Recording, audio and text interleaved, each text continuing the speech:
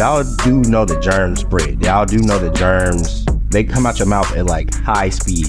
If something gets in your eye or in your mouth, you sick. There's somebody that is gonna love you. There's some men that are gonna like big women, tall women, little women, dark women, light women, whatever the spectrum. Same thing on the other side with men. If that's what they like, that's what they like. And if they don't like it, why are you trying to make them like it? Just get in the regular line. Clearly, you don't know how to scan products. You don't know how to, ring up your food. And I don't know why you're getting in self-checkout with cash. That defeats the whole purpose of self-checkout, to be honest. What's up? Welcome to the You Know the Best pod. I appreciate your support. In return, I hope I provide you with some worthwhile gems that benefit you on your journey. At the very least, I hope I put a smile on your face. If not, hopefully you share this with someone that does benefit. And I got you next time. Again, thanks for joining today, and let's get this thing going. What's up? Welcome to another episode of T.O.T.S. I know y'all haven't heard from me in a while. Been handling some things. Thought I'd come to you guys. Got a free day. It's sunny outside of Chicago, but I'm still in a bad mood. Nah, I'm good. But there are some things that'll come up that have made me be like, what the fuck? And so we're going to address them. I'm actually going to start from the bottom of my list this time to make sure I'm staying current, because there's some things that have come up currently. All right. So first thing, I love my movies. Anybody that knows me knows I watch movies all the time. I be on Netflix. I be on everything, watching stuff all the time. And recently Tyler Perry, which I don't know why he's still making movies at this point. You have the production studio, just, be a producer, give people money to make movies, do it that way, because at this point the movie sucks. But it's really not about the entire movie. It's actually about the sex scene. My friends were super hype about the sex scene. If you watch Joe Budden podcast, you've seen how Mel Ford was on the podcast hyping up the sex scene. The amount of hype from that sex scene, it has to be, really about the main male actor in the movie and women's obsession with him. But it can't be based off of the actual sex scene. I've seen better sex scenes on HBO Skinemax when I was like 8 years old. Y'all was hype about the paint, I guess, or the gyration. I'm gonna be real with y'all. This is not hate. I wasn't watching it. I just wanted to see what the hype was. I thought like maybe Kelly Rowland was throwing it back, or like maybe they was like really going in. I've seen better sex scenes in movies recently. That sex scene was maybe a 4 out of 10. And y'all have hyped this up like it is the end all be all, the sex scene, the best sex scene of this century. And Monsters Ball sex scene was better. Like y'all trying to put it on that level of sex scene, and it's not. It's really not. And y'all just got to do better. It makes me think that y'all don't have good sex, or y'all don't know what good sex looks like from a filming perspective. But yeah, that y'all got to stop hyping that sex scene. Like it really was mid. It was mid, like the movie was mid. So stop it. Cut the hype out. We're gonna stick with Netflix. I'm gonna pause this because I'm a black man, but I don't really care. I watch Love is Blind. I've been watching Love is Blind since season 2. I've never actually watched season 1. I just found out recently that I was in Atlanta. But I watch Love is Blind. Hey, everybody has trash TV that they enjoy. This is one of the trash things I like to watch to kill time, especially when it's not football season. And I've been watching Love is Blind. And I want to say this with all due disrespect. Chelsea, you do not look like Megan Fox. You look like Megan Rocks, Megan Fox, Reagan Fox, everybody but Megan Fox. And Megan Fox looks like a Botoxed plastic version of herself, of like where she was at her peak. But you still don't even look as good as the current Megan Fox. And to lie to Jimmy because he can't see you. And I know the whole thing is to not be caught up on somebody's looks. But at that point, if you gonna tell somebody you look like Megan Fox, why you lying? Shout out to Jimmy. You're a good man, because there is no way in hell that I would accept this woman after she lied to me like that. And let's forget about the looks. Let's talk about how toxic she is as a person. She's insecure. She's a gaslighter. And y'all know how much I hate that word, but she's a gaslighter. And she's just overall toxic. She needs mental health help, seriously. I don't know if she has a therapist, but she needs to seek therapy. The amount of insecurity that she has is like on a million. like she sat there and said that this man didn't kiss her. And he pointed out multiple times that he kissed her. She said that this man don't love her. She is like on this man's head because he went out with a friend for an hour. Not hours like Jeremy, until the middle of the night. Bruh came home at a reasonable time and she made a big fuss because she's insecure. And you know why she's insecure? Because she wanted to get that man over Jessica, who looks kind of like Megan Fox. You know, she looked good. Not gonna lie. But she knows that man has seen that woman and how good she looks. And now she is spiraling because she knows, hey, I'm not his type. And then proceeded to tell Trevor that he was her number one. Like, I know y'all might not watch Love is Blind, but I do. Go watch it. And this is probably the most messy, toxic season of Love is Blind I've ever seen. People still talking to people after they engaged, all type of nonsense. But Chelsea, please seek help. On the behalf of all men and Jimmy, please seek help. I hope he says no. He probably won't, because he is. And that kind of feeds into people lying about their looks. So, as you know, I talked about being on dating apps. You know, there's a whole TV show called Catfish. But I just don't understand people lying about how they look when you're going to find out what they look like eventually. Like, do you think you're going to manipulate me mentally or have me so caught up mentally and emotionally that I will forget that you said you look like this and you look like that? Like, don't tell me you look like Megan Fox and you look like, I don't even know what the hell to say. Like, don't tell me you were 8 or a 9 and in real life you were 4. Like, if you got bad skin, don't be sending me a bunch of pictures of like you in makeup and all that up. I want to know what you look like. Like, that's why I don't like makeup like that. So I don't like weaves like that. I want to know what you're going to look like, because eventually if I'm going to marry you and I'm going to love you, this is what I'm going to see on a regular basis. Like, I am going to see you. I'm going to wake up to you. I'm going to have to know you. And lying to me about how you look is bad. It's a bad start.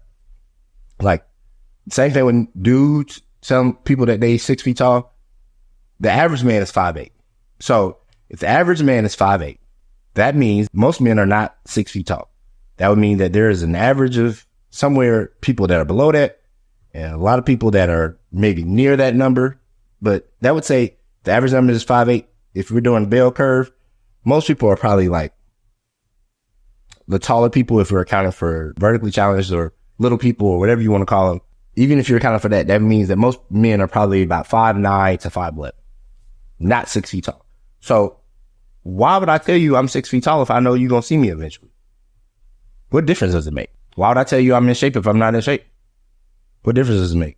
Like, if you're not going to like me or that's not your cup of tea, then cool. Let's move on. Let's not waste each other's time. Y'all just be lying to people, hoping that somebody's going to change their mind, but they not. Like, if I don't find you aesthetically pleasing or attractive, then don't try to force it. There's somebody that is going to love you. There are some men that are going to like big women, tall women, little women, dark women, light women, whatever the spectrum. Same thing on the other side with men. If that's what they like, that's what they like. And if they don't like it, why are you trying to make them like it? So just stop it. Cut it out. This is a little old because this happened over a week ago now. I'm a Georgia fan. Yeah, as you can see, I got the Georgia signs. And I grew up 45 minutes from the campus of Auburn University, so I hate all things Auburn. But as a black man, there are certain things that I cannot do and I cannot sit well with. When it comes to black men in the spotlight that are doing good things in the community, I just can't sit there and hate on them. I could talk about your game. I can talk about if you whine too much or whatever. But as a person, if you are doing things in your community, you ain't never been arrested, you're not hitting women, you're not abusing women, even if you quirky, I'm not going to sit here and hate on you. And that's why I'm always confused when people hate on LeBron. But recently, Cam Newton got in a fight. He's addressed this on his own podcast. There were some words, thrown about as someone that coached high school football and been at 707 events. I play rec league ball. Football in general is very competitive, but in those settings where people are like the competition is hot, people gonna say wild things, and sometimes people get to walk away from it, and sometimes people don't. People were talking about Cam Newton in this situation as if though he's not human. The man didn't throw a punch. He handled himself gracefully since that. He has not said anything publicly to bash or to troll or to instigate with the young man that he got in a fight with. You know, I scroll message boards because I follow college. People are talking crazy. And it's just like Cam Newton gives back to his community. He takes care of his kids as best as I know. And he's an upstanding person as far as in the community. You never heard about Cam Newton being arrested. So it's always interesting to me when they speak boldly, talk differently, move differently, that people just hate on them because it's just envy in you. And like, y'all gotta let that hate go. For all intents and purposes, Cam Newton's a role model man. Now, all them kids and not marrying them women, if that's what you want to say about him, cool. As far as everything else in his life, he's handled life pretty well. So y'all got to stop with the Cam Newton hate because it's just dumb. Besides, this man, to me, had the best season of an individual ever in college football. Because if you look at that Auburn team on offense, they were garbage. And this man went undefeated at Auburn. Like when they say the Marshawn Lynch put the team on my back, he put the team on his back. All 6'5", 260 pounds of his back, and took them to a national championship, and then won Rookie of the Year and was an MVP of the NFL. Y'all can't say nothing to Cam. Yes, he dressed weird. Yes, he comes off sometimes phony. Some of the stuff he does, some of the antics is kind of like, you trying too hard. But if you met Atlanta dudes, and I got a bunch of Atlanta friends, he fit right in. So that might just be him. That might just be who he is. I don't know the man, so I can't speak to it intelligently enough to say that that's just who he is naturally, or if this is a front. But I say that to say, stop hating on Cam Newton. Stop hating on Deion Sanders. Stop hating on LeBron James. If these black men are out in the community, even white men, like, why are we hating on people that are not committing crimes? There are plenty of people committing crimes, being terrible people in this world, and y'all are hating on athletes that are doing good things in the community. They're handling their business. They are staying out of trouble because you don't like what they say or how they carry themselves. So what? People don't probably like you either. And you probably don't like yourself. And that's why you're sitting there doing it. All right. Next one. So winter is wrapping up in the last few weeks of winter. I've gotten sick probably 3 or 4 times this winter. And something that always bothers me, and it's part of the reason I don't like going to my office, part of the reason I don't like being in close proximity, something I hated when I lived in the Bay Area and was taking public transportation, is people that cough and sneeze and don't cover their damn mouth.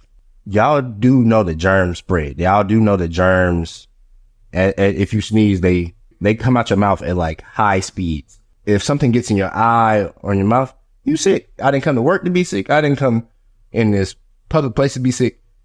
And it takes nothing to cough or sneeze in your hand or in your arm. It's probably better to do it in your arm, according to medical professionals, because if you sneeze in your hand, then you gotta wash it and everything. Sneeze in the cuff of your arm or whatever. But you people that don't, and then just act like people are crazy if they look at you like, bro, what the hell are you doing? Like y'all do it on planes, like we didn't just come out of a pandemic.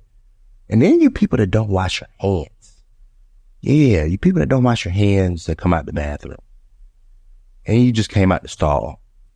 I know you weren't in there you weren't pissing, you weren't urinating, you weren't peeing or taking a tinkle. You were in there taking a poop, a number 2, a deuce, and you didn't wash your damn hands. And then you touched the door. And then you went and touched something else. You nasty motherfucker. Nasty. There's a special place in hell for you dirty, disgusting people.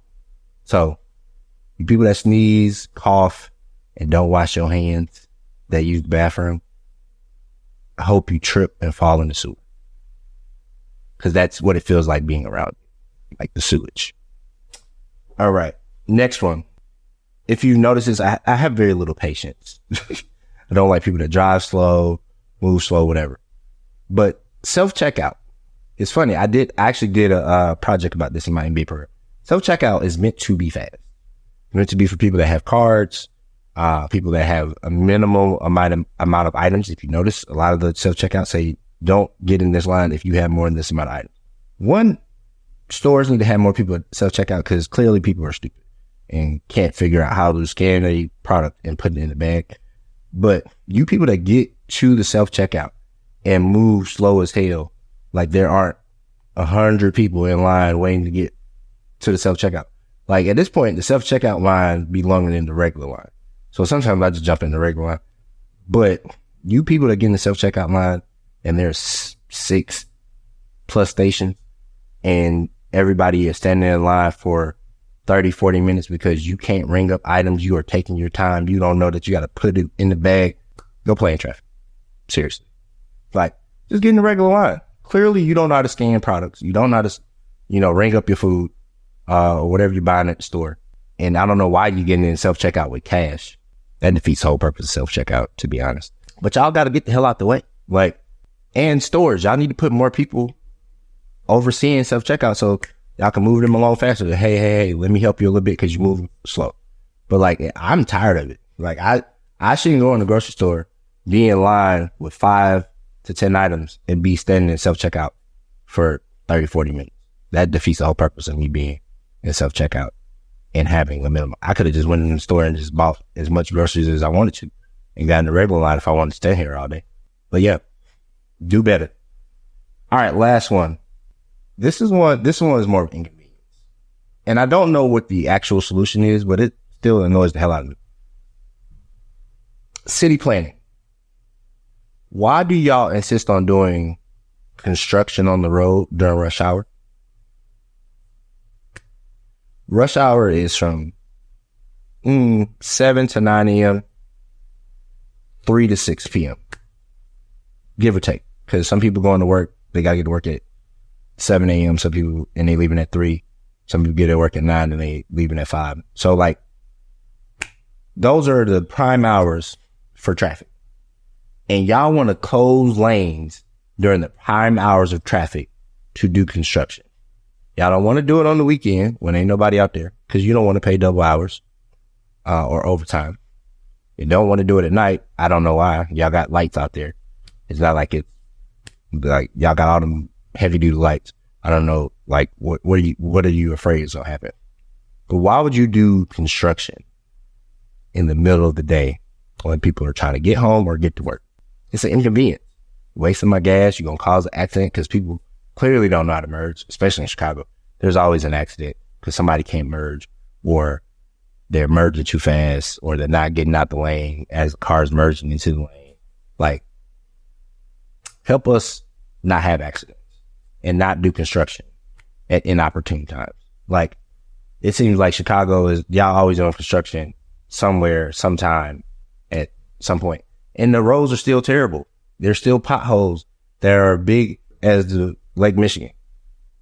But y'all still holding me up from getting where I need to go. Like, y'all got to figure it out. It's poor planning. It's poor execution. And it's just stupid. There's more traffic on the road. Let's not do construction when there's more traffic on the road. All right. Well, thank y'all for joining today. I'll catch y'all next time. Y'all be easy. Stay out of trouble. Every action has a consequence. And every action has a reaction. Peace out.